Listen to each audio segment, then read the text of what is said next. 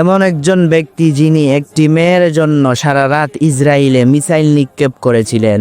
আমি বলছি সাদ্দাম হুসাইনের কথা, যিনি তার সময়কার সবচেয়ে শক্তিশালী মুসলিম লিডার ছিলেন। তিনি 24 বছর ইরাক শাসন করেছিলেন। প্রথম দিকে আমেরিকা ছিল সাদ্দাম হুসাইনের সবচেয়ে কাছের বন্ধু। তারপর কুয়েতে সাদ্দাম হুসাইনের আক্রমণের পর আমেরিকা হয়ে ওঠে সাদ্দাম হুসাইনের সবচেয়ে বড় শত্রু। আমেরিকা ইরাক আক্রমণ করে এবং 13 ডিসেম্বর 2003 সালে সাদ্দাম হুসাইনকে গ্রেফতার করে।